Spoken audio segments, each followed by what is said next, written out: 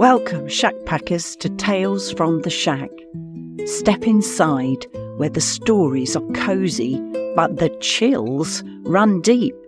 This week we bring you a short tale from the shack to ignite your imagination and possibly send a shiver down your spine.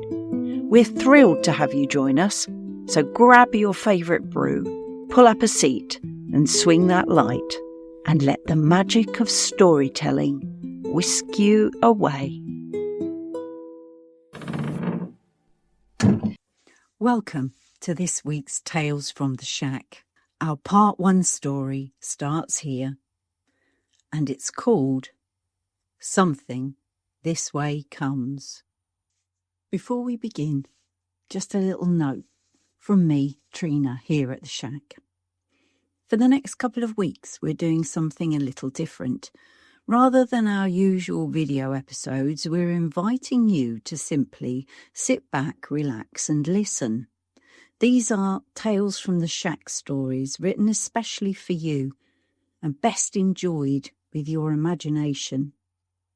We could have filled the screen with AI-generated pictures and made a video, but somehow that didn't seem right.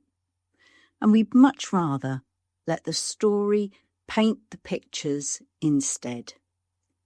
So pull up a seat, grab your favourite brew as I swing that light.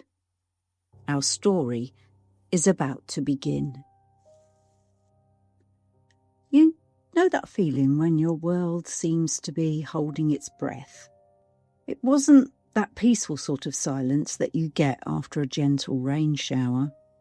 You know, when everything smells fresh and earthy and the birds stop bickering for a while and seem to sing a happy tune. No, this felt different.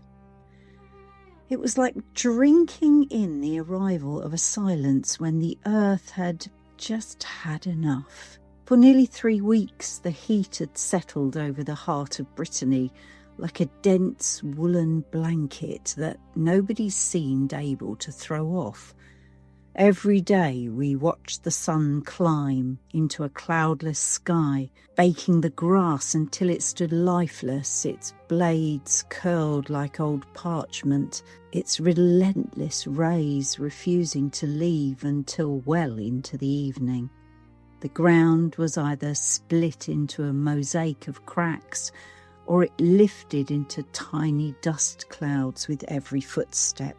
The little stream that usually flowed through the valley at the bottom of our hill had become little more than a trickle weaving slowly between dried-topped stones. Even the ancient oak trees surrounding the shack seemed tired. Without so much as a tiny breeze, they hardly moved, their leaves normally dancing at the slightest whisper, and they simply hung limp and motionless as though they'd given up waiting for the breeze to return. Now, I love the summer, I really do, but there comes a point where even I began talking to the weather, or Steph and I attempted a rain dance outside the shack. So here I was now standing outside the shack with a watering can in one hand and absolutely no enthusiasm in the other. The flower beds we'd only recently planted after painting the shack were desperately trying to look cheerful, despite resembling a collection of slightly disappointed salads. "Oh, come on," I muttered to the sky. "Just one decent shower, that's all we're asking." Nothing. Not a cloud. Not even one of those little fluffy ones that drift past, pretending to be useful before disappearing again altogether. Steve, meanwhile, had perfected the remarkable art of becoming invisible whenever watering cans appeared. I'm wondering if he'd found one of those magical cloaks. I looked round. "Steve?" Silence. "Steve?" Nothing. I smiled to myself. Funny, isn't it? 30-odd years together and I can still predict precisely when he'll suddenly discover an urgent job at the far end of the property. Some things never change. There was, however, one member of the household who hadn't wandered far. Marlowe, our beautiful husky cross. She was lying beneath the largest oak tree, stretched out in its slightly cooler patch of shade within the woodland. If you've never met Marlowe, let me introduce you properly. Most of the time, she doesn't bark. Well, yeah, she can, but she'd much rather have a proper conversation. She chats, she complains, she grumbles, and she sings. Well, okay, she has the most haunting howl, especially at 3 a.m. when she does it in her sleep, which is the most terrifying way to be woken up. And sometimes she's so vocal, it sounds like she's trying to negotiate world peace. Other times, she sounds thoroughly offended because somebody closed a cupboard door without giving her a treat first. She's wonderfully expressive. And then there are those extraordinary eyes. One is crystal Arctic blue. The other is a warm brown of polished chestnut. People often ask whether she sees the world differently because of them. Honestly, sometimes I think she probably does. That afternoon she looked perfectly content, head resting on her paws, eyes half closed, occasionally letting out the quietest little whenever I wandered too far from sight. Her way of saying, "Oi, I'm keeping my blue eye on you," or perhaps, "Don't do anything ridiculous while I'm trying to sleep." Either was entirely possible. The shack itself was looking smarter than it had for a while, freshly painted with some small repairs. It almost glowed amongst the trees, its warm timber standing proudly against the deep greens of the woodland. But in the heat it seemed almost to be gently melting, and only the shade of the closest oak gave it some respite from the highest temperatures of the day. Every now and then the old beams would creak. Not loudly, but just enough to remind us that timber is never truly still. It breathes, expands, shrinks and settles. I'm certain the shack has a heartbeat and soul all of its own. I ducked inside for a drink of water. The difference was immediate. It was cooler, dimmer, with that familiar scent of old wood, books and freshly brewed coffee lingering in the air. My microphone and computer sat patiently waiting on the desk, headphones hung exactly where I'd left them. Everything was ready for our next recording. It struck me then how lucky we are. Our little shack, tucked away amongst ancient oaks in the middle of Brittany, had become far more than somewhere to record a podcast. It had become our podcasting home. Not a house, but something different. A home where stories seemed to ooze through the fabric of the building, where history felt close enough to touch, and where strangers and friends were welcomed and could always find a place beside the fire or a seat under the shade of the oaks. And of course, where, every now and again, something would happen that neither Steph or I could quite explain. Now, before you start imagining ghosts peering through the windows every Thursday afternoon, we can categorically say that, of course, that would be Mort, our unwittingly adopted Victorian ghost. He rarely surprises us now, and we are very used to these disembodied sounds of his ums and ahs, sarcastic laughter and his humorous remarks, seemingly coming from the walls or the woodwork, or occasionally the fireplace. No, it's rarely anything quite as dramatic as that. Usually it's little things. To me, they act as signs that our wonderful shack is also a home to forest dwellers, spirits and messengers from other places and realms. A strange noise, an unexpected shadow, a feather left by the doorway, a shell appearing on my desk, or the sudden waft of a familiar scent and that curious feeling of being watched by the woodland itself. But nothing I could ever prove. Nothing worth calling Ghostbusters for, or any other paranormal investigators. Just odd little things. As I filled my glass from my keep it cold thermos container, I glanced out of the south-facing window at the front of the shack. Still nothing. The trees hadn't moved. The fields beyond them shimmered beneath the relentless sun. Not even the buzzards or the young swallows were circling anymore. Obviously, they'd sensibly decided soaring could wait until the atmosphere remembered how to breathe. Suddenly, Marlowe spoke. Not loudly, just a soft... Not her happy greeting, not her "where's my dinner" voice. This was different, almost questioning, seemingly puzzled.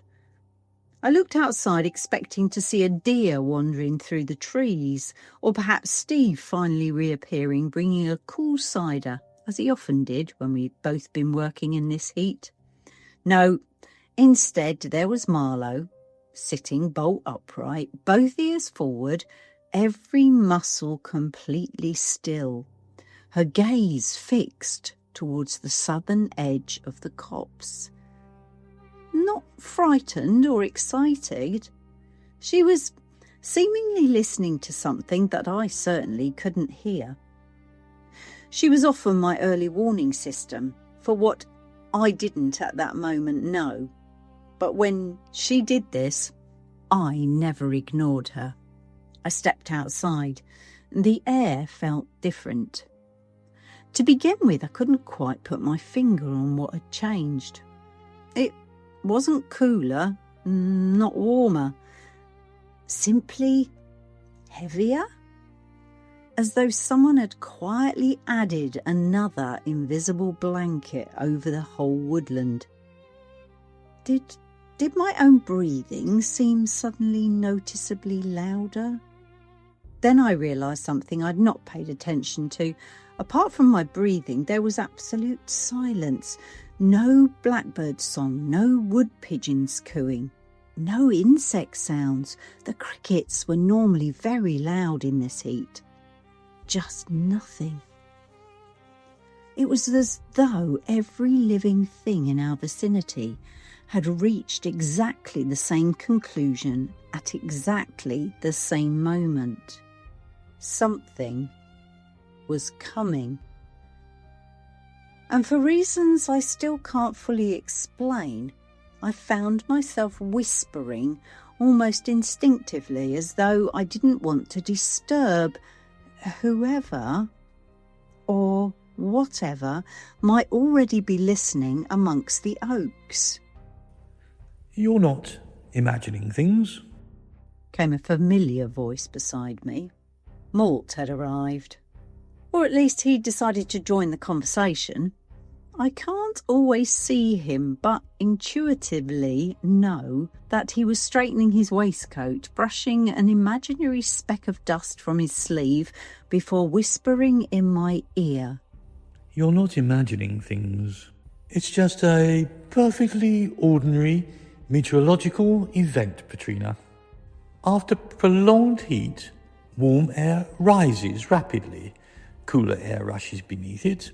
Moisture condenses. Electrical charges separate, and eventually the heavens express themselves with explosive enthusiasm." I smiled. "You're saying it's just a summer storm?" "Indeed." Then he paused, and I felt him adjust his spectacles. He said tentatively. "What?" I said quickly. "I've always maintained that nature enjoys making an entrance." And at that precise moment, my attention was drawn to one single oak leaf wafting gently to the ground in front of me.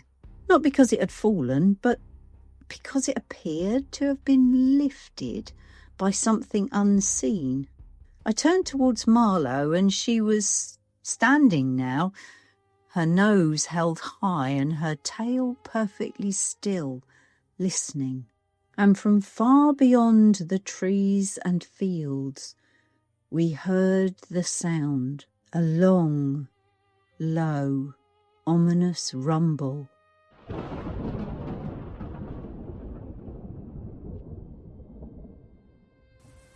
It was as though Brittany itself had finally taken a breath as the ancient southern wind stirred from its slumber. We'd all been wishing for rain, and with hindsight, I think we should have been far more careful what we wished for. Join us next week for part 2, The Southern Storm.